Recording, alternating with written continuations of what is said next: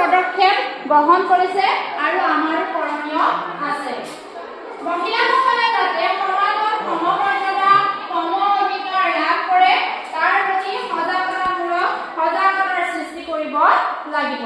তাৰপিছত আহিলে child development. শিশুসকল হৈছে আমাৰ দেশৰ ভৱিষ্যত নাগৰিক। শিশুৰ বিকাশৰ ক্ষেত্ৰত প্ৰথমে নিজৰ ঘৰখনে মুখ্য ভূমিকা গ্ৰহণ কৰিবলগীয়া হয়। ঘৰখনৰ পৰাই শিশুৱে শিক্ষা গ্ৰহণ কৰে। প্ৰথমতে শিশুৰ শাৰীৰিক আৰু মানসিক বিকাশৰ ক্ষেত্ৰত পুষ্টিকৰ খাদ্য আৰু পৰিষ্কাৰ পৰিচ্ছন্নতা বিশেষভাৱে মন কৰিবলগীয়া। পুষ্টিকৰ খাদ্যৰ অবিহনে শিশুৰ শাৰীৰিক বিকাশ নহয়। এই ক্ষেত্ৰত চৰকাৰেও বিভিন্ন আঁচনি গ্ৰহণ কৰিছে আৰু খেলা-ধূলায়ো শিশুৰ মানসিক আৰু শাৰীৰিক বিকাশত যথেষ্ট অৰিহণা আগবঢ়ায়।